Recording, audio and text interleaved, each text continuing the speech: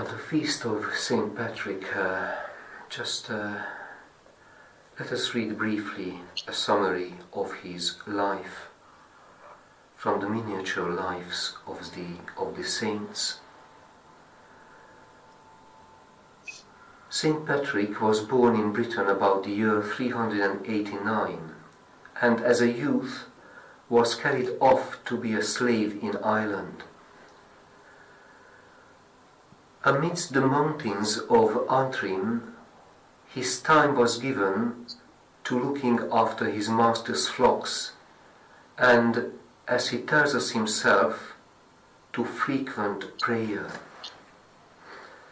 At the end of 6 years he escaped, at the age of 22, and, warned by a voice from heaven, he dedicated himself to the conversion of the Irish people. After 20 years of training in Gaul, he was consecrated bishop and sailed for Ireland.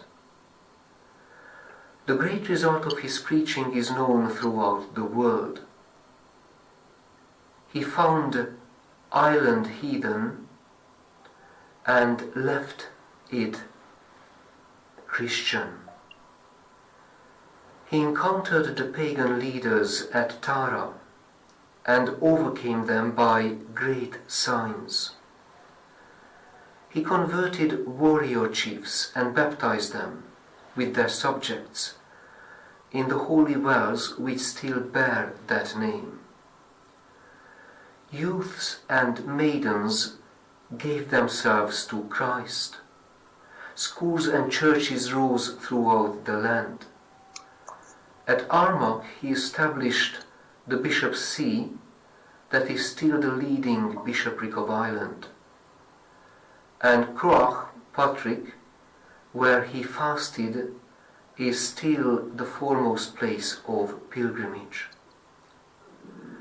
In the midst of this wonderful success, St. Patrick's life was what it had always been, one of penance and prayer. His humbleness increasing as he drew near his end.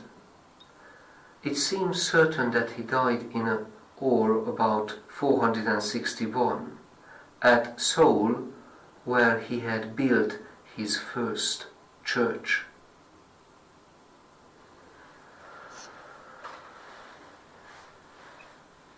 On the feast of Saint Patrick, the feast of a missionary, brief points can come to mind.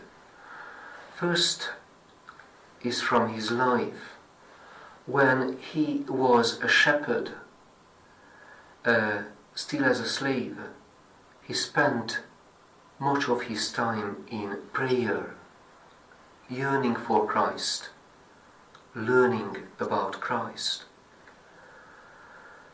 In the old days, shepherds were a very important profession because the life, the well-being of the community was stored in the flock. But shepherds spent lots of time away from their homes, and this gave them the opportunity to think about the life of the community to which they belonged, to think through the tradition to which they belong, the needs of the people. So in a sense, being a shepherd, having flocks for a community, the flock wasn't only the storehouse of the livelihood of the community, but it was also the storehouse of wisdom, because the shepherds prayed for the community. And we can see St. Patrick as a prayerful Christian who prays for the community, who tries to understand the needs of the community, spiritual and physical.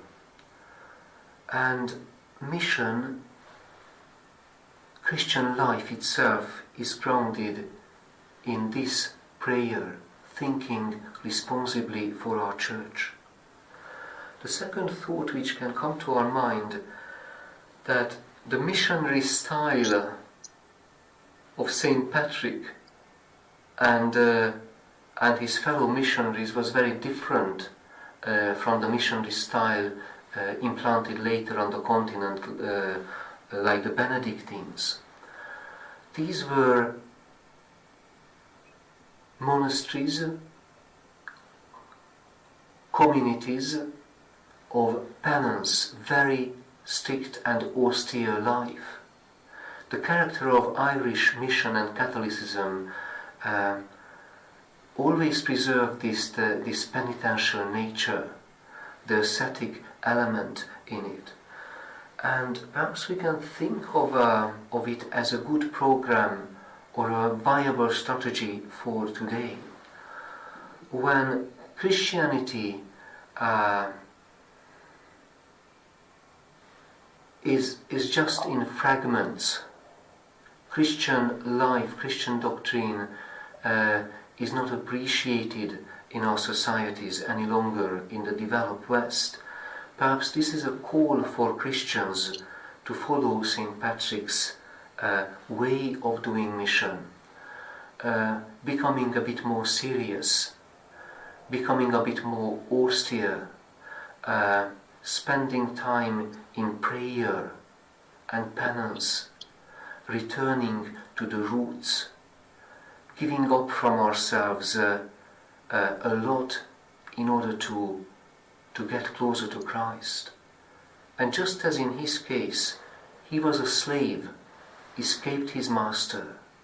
Perhaps part of our mission is leaving behind that kind of dependence which we are experiencing now in our culture, and carry out an inner resourcing, building up our inner monasteries within the heart, when we can, like a shepherd, the shepherd Patrick, process our tradition, process the successes of the past and the mistakes of the Christian past, and all this with a great openness to God's love, who, in the Pope's words, always offers for mission the model of care, the model of charity.